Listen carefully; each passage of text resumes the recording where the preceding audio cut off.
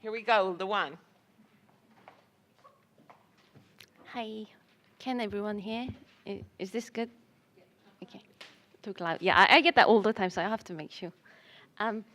Hello, my name is Rawon Lee, and I'm a PhD candidate here in the Department of Art Administration, Education, and Policy. And the title of this presentation is A Study of Mergers in Nonprofit Arts Organization. It partially presents ideas and findings of my research for my doctorate degree. The actual title for my dissertation is Interorganizational Relationships and Mergers of Nonprofit Arts Organizations, two case studies of nonprofit arts organizations. The purpose of my research was to construct narratives of two examples of mergers in the nonprofit sector and to analyze the narrative so that I can illustrate various managerial considerations and concerns that are involved in such mergers, and also to identify ways in which more of these mergers could be encouraged and supported, given that there is an increasing interest in supporting these organizations to look into the possibility of merging with one another. So the idea for my research came from my observation that today's arts organizations are not only competing with one another, but they're seeing an increased competition against the leisure and entertainment options that people now have. So they're competing for earned income and audience. And in addition to that, sorry, I'm having trouble seeing everyone. So in addition to that, they are also experiencing a greater demand to prove to the public that what they're doing is valuable enough to receive the public support that they receive. So they are under pressure to become more efficient in their ways of working. So my observation has included that one of the ways by which the arts organizations are addressing their challenges is through interorganizational restructuring, where two or more independent organizations would transfer or reorganize their autonomy, authority, or various organizational functions so that they could become more efficient, or they could address their missions more effectively.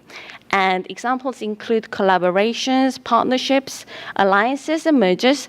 And my research is focused on mergers, which are the most extensive forms of interorganizational restructuring.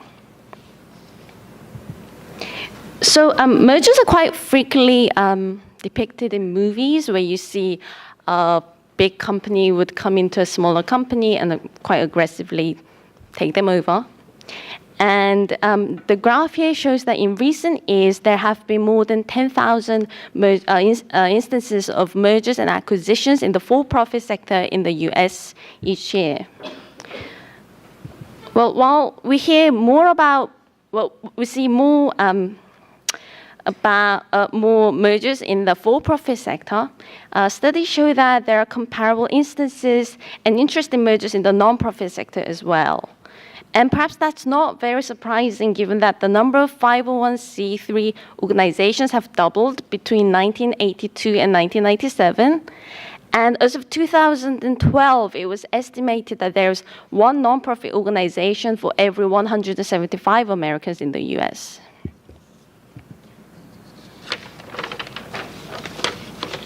So I've read literatures on mergers and other forms of interorganizational restructuring in the nonprofit sector. And among the more common research foci were identifying the reasons for which these organizations join their forces and the costs and benefits of doing so. A common theory used to describe many of these mergers is called resource dependence theory. And the theory argues that organizational restructuring practices can be understood as an organization's attempt to acquire a resource that they lack but is in the possession of another organization. Well, personally, I recognize that there are certain resources, such as a performance venue or, say, an artistic director that a nonprofit arts organization may want to gain through a merger. But I wanted to delve deeper into the subject of mergers because ultimately nonprofit organizations' mission is not to acquire resources or to make money. It's what they do with the resources that they acquire. So I felt that the resource dependence theory only provides a partial understanding of what is involved in mergers in the nonprofit arts sector. So I carried out 2 case studies. I carried out one-to-one semi-structured interviews with a total of 26 study participants, and these are various stakeholders of the arts organizations that I have studied. And I used snowball sampling to identify the participants, and I engaged in causal process observations and utilized the triangulation of data to construct qualitative narratives of how the mergers have come about and what sort of considerations and challenges have been involved. And all of these data were analyzed qualitatively. Well, not all of them, but mostly. So the first case that, So yes, I had 3 research questions. So 1, why do nonprofit arts organizations merge with one another? 2, what kind of managerial concerns and challenges are involved in the merger of nonprofit arts organizations? And 3, what factors contribute to successful completion of a merger of nonprofit arts organizations?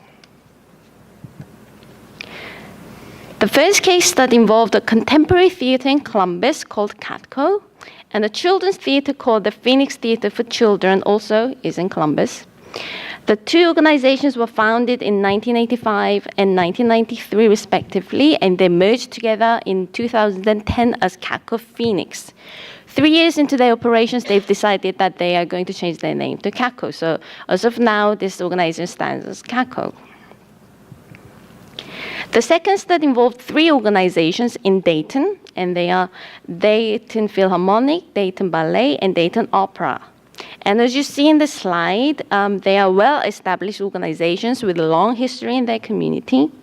The 3 organizations merged in 2012 after 2 whole years of figuring out how to bring these organizations into one legal entity. And they now operate under the name Dayton Performing Arts Alliance, but each organization still retains their original organizational name, but the 3 organizations are a one legally merged entity. So to present to you briefly the findings, the researchers found that nonprofit arts organizations have pursued mergers when they had a concern for their long-term sustainability, not short-term, but long-term sustainability. But that concern was not enough to make all nonprofit arts organizations to pursue merger. They were able to pursue merger only when there is a fair amount of community support, meaning support from the philanthropic community for the mergers to happen. So in the absence of a community support for the mergers to happen, these mergers may likely fail to take place. And in addition, the organizations pursued the mergers because they each projected a certain set of benefits that they thought that they would get through the merger. So this table shows the list of projected benefits, the benefits that they thought that they would get, not the outcomes of the merger. And what was interesting is that it did not matter to the organizations that they each had different set of incentives to pursue the merger. What was important was that each organization was able to get what they wanted to get through the merger. And so what sort of challenges were there in bringing about the mergers? Well, all of the organizations were actually quite concerned that they would lose who they are through the merger. They wanted to make sure that they retained their donors and subscribers. And they all experienced challenges in creating a new board for the new organization, and also the staff getting to learn to adapt to their different ways of working. What was interesting with the Dayton case study was that the merger did not create much of a challenge in terms of having to lay people off. And the reason was because many of today's arts organizations have already made cuts where they can. So they had already laid off quite a lot of their staff even before thinking about the merger. So by the time they go around to discussing, can we merge, they realize that there is no much of a challenge in upsetting people because we're already lacking a lot of staff. So by merging together, they were only able to bring in the people that they were lacking at that point. And lastly, so what were the factors that enabled the successful completion of the mergers? Because throughout this research process, I have heard of many instances where such and such organizations, they want to see if they can merge with one another, yet they do not bring it to completion. So why is that? What are the factors that actually enabled the two cases that I've studied to be able to actually come to completion of the project? And my case studies have found that organizations, they had various forms of pre-existing relationships with one another. And their art offerings were complementary to one another. And in both cases, the mergers were greatly assisted by having a third-party facilitator that would continuously encourage communication among the organizations and provide professional recommendations and services. Having the facilitator was particularly important to the organizations that were smaller in size because they feared that their concerns may not be represented well enough, or that they may just be subsumed into the bigger organization. But arts organizations, as I was carrying out the research, found that they really want to secure who they are. They do not want to lose who they are through the merger. So, I'm sorry. Which one am I? Okay. So to speak briefly, to summarize, my research has found that nonprofit arts organizations seem to be pursuing mergers when they have a concern for their long-term viabilities and when there is a community support available to them to be able to bring about the merger. Well, interestingly, arts organizations seem to want to maintain their artistic identity and history even after the merger, instead of becoming a new organization with a new set of mission. So how can these mergers be better supported and encouraged? Well, based on my findings, my research suggests that they could create grants that will specifically provide operational support during which the merger process unfolds. They can also provide a third-party consultation, legal advice, and financial accounting services, because many nonprofit arts organizations seem to know what they want through the merger and how that would help their operations, but they lack these resources. And also, the funders could encourage more instances of consolidation if they can foster more opportunities for the organizations to connect with one another and collaborate on projects. Because having the ties at the personal level, especially among the boards, seems to have a great impact on how they can communicate and how they can talk about mergers. So these are my findings of my research thus far. I am now working on bringing all my findings into one theoretical framework so that other instances of mergers can be better understood. And that brings to the end of my presentation.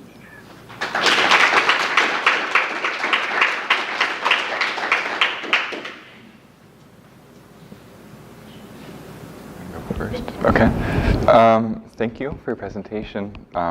This is outside of my area of expertise, so I feel like I learned a lot listening. I was curious to hear you talk a little bit more about, you mentioned that the community support for the mergers being really a kind of a key thing.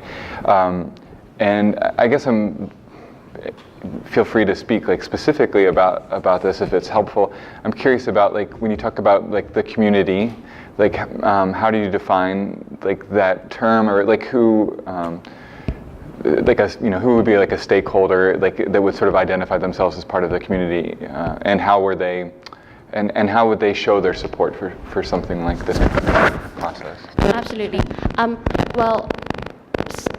One literature I read mentioned the name a merger champion, which means that with many of these mergers, there'd be one leader that is strong enough to initiate the merger and lead it through through all the processes to its completion. And in the cases that I've studied, There, okay. For the CACO case, for the case in CACO, I don't want to mention the specific person's names yet, but a few community leaders who had a strong interest in making sure that these organizations do not just close for good. They would go around and asking the people that they know through personal connections and through networking that these organizations need such and support, so they would take on the role on themselves to persuade people to help with these organizations that go through these processes. And also, in addition to that, the Columbus Foundation, they've actually provided grants to pay for the facilitation of the conversations and such. With the Dayton case, it was even greater because the Dayton Foundation, they put in a $500,000 grant just to help with the merger. In addition to that, through the Dayton Foundation, they were able to bring in an anonymous donor who put in $750,000 to help with the merger. Those money were paid over a period of 3 years. So that was a great help. And when you ask about who are the communities, I would say some of them who I would call arts leaders or people who play a good strong role in the arts sector in a community, plus their community foundations. Yes, there was a certain amount of support provided by the Ohio Arts Council, the GCAC, Greater Columbus Arts Council, and CAPA. And in Dayton, there was the involvement from the Victoria Theatre Association too. So all of these community arts organizations work together to bring about these mergers. So, do you mind if I ask a follow-up? No. I'm curious. So I guess to me, it would seem that that's an interesting conglomerate of people, and it seems to me that they could almost use their own facilitator. So how is the decision are there third-party facilitators who specialize in this sort of this kind of merger where I would imagine you're dealing with artists and directors and people who view the arts as part of a sort of a community trust or public good, and then philanthropists. So where did they pull the facilitators from, and how are there people that or this is their specialty field? Sure. With the Dayton case, there was a consultant that actually specializes in into organizational restructuring. So he was actually brought on a contract to come in and do an analysis of the three organizations. And it's interesting because they did not bring in the consultant thinking that, yes, we want to do a merger and please see if we can do a merger. They brought in the consultant to ask, what do you think? What is the best form that would fit our needs?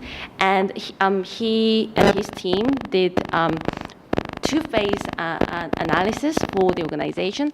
Out of the first phase, the recommendation was that we think that the full merger would be a good option for the three organizations. So when that recommendation came to the board, the boards of the three organizations, they all voted to go ahead with the second phase of the merger analysis. And the second phase produced a document which I think is about 70 pages long. So it was a vigorous process, I would say. Mm-hmm. And each of the three organizations' boards had to vote yes in order for this merger to happen. So yes, that's how the Dayton case happened. With the CACO case, they needed help, especially in the areas of financials and accounting. So people from CAPA volunteered to help out with those work. So they provided a lot of pro bono work. Also, some of the board members of all these organizations, some of them are lawyers, some of them are accountants, so they actually put in a lot of philanthropic work into bringing all these organizations together. Thank you. I have a couple. I learned a lot too. So I'm interested a little bit in are unsuccessful mergers. What happens when people come together for unsuccessful mergers? Do you mean unsuccessful in that they fail to bring about a merger, or unsuccessful in the terms of they've merged but the results aren't good? Both. Both. Yeah, I'm curious about both of those. Yeah. Let's see. So yes, I have heard of instances where people have. Actually, let me say it this way. The Dayton Ballet, when I approached them and said, how did you come to bring about this merger? They said, we've tried to merge with other organizations before, but they just did not happen.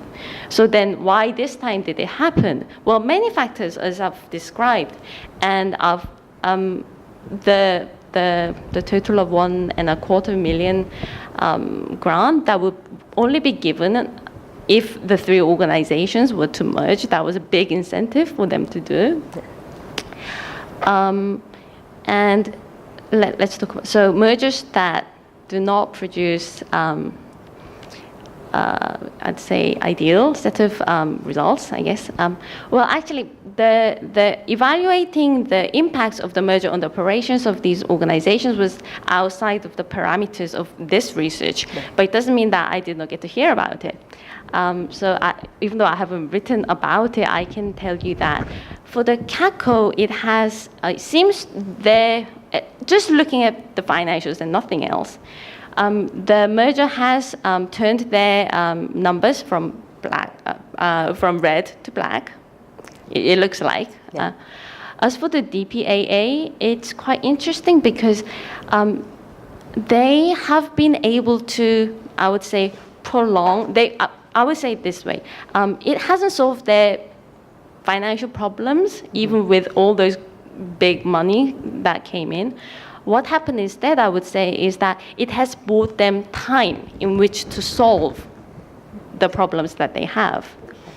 So yes, they do admit that they're still trying to figure out how to better manage, but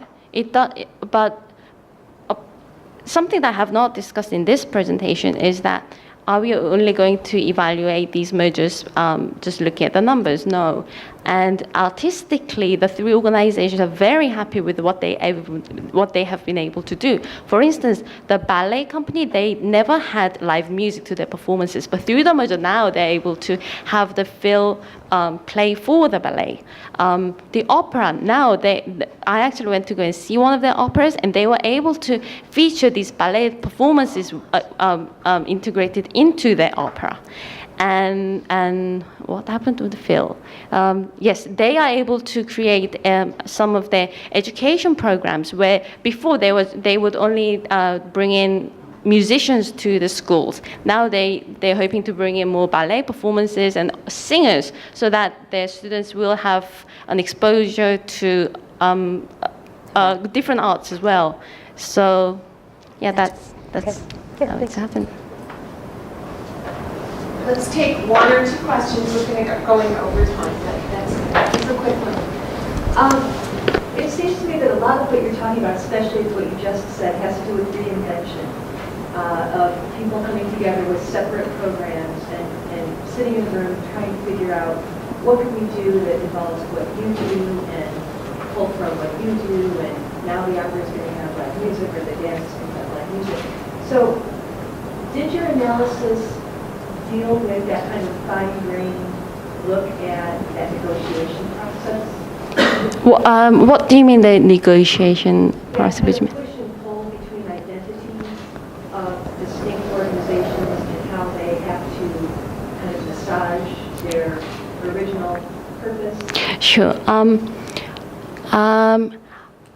Interestingly, even just, I think all those things happened, took place when these organizations were deciding who are we going to merge with.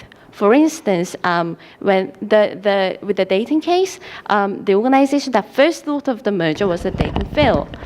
And they thought about merging with another dance company, but it did not happen. Why? Because they were a contemporary dance company that used different kinds of music, whereas Dayton Ballet was using classical music.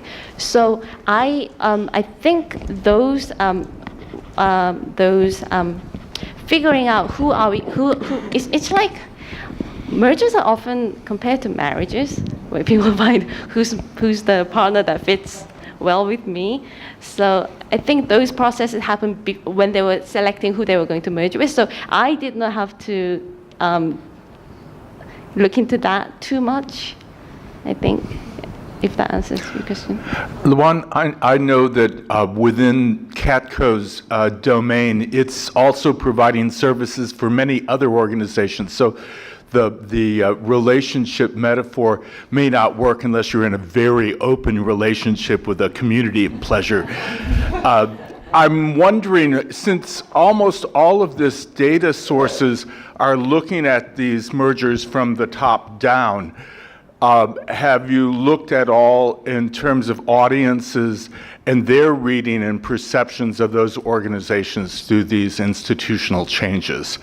I know some of the students I've worked with that were looking at organizations that were, their business and accounting processes were absorbed by CATCO because it has a wonderful reputation about providing sound fiscal policies, and that becomes a way for those organizations to leverage greater support. But for many of the participants, they found it really demoralizing and that they lost their identity. Do you look at these mergers and acquisitions from the users end or from the bottom up, or is it everything from the top down? So do you mean CACO and not CAPA? Actually, yes, I was thinking more of CATCO rather than CAPA. Sure, okay. I mean, because that's a different form of the mergers and acquisitions. It's quite, but I think it relates with how those things operate, and as you were saying, often it is about the donor community that comes together and says, we want you to merge because we're tired of being asked from 3 different organizations. We want just one ask. And I've seen this in many community foundations putting pressure on multiple arts organizations to merge, so and corporate campaigns and that sort of thing. Sure.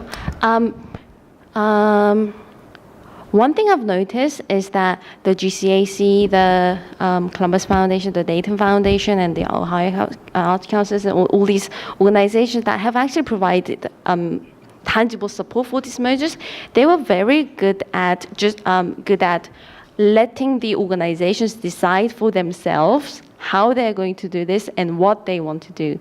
And also, these ideas of mergers did come about within the organizations. So in that sense, it wasn't much of a top-down. But like you say, in literatures, I have read about instances where funders, they actually could exert pressure on the organizations to think about mergers. Now, that may not necessarily be good for arts organizations, in that arts organizations, even if arts organizations that are not financially efficient, they have their own arts identity, their own arts. So if you just say, well, you guys are all arts, why don't you consolidate? That really hurts their artistic vitality. Now, did I answer your question? Yeah, I was good enough. That maybe going to have to consider extortion. Good enough. But that's all. All right. Okay. Thank you. Thank you.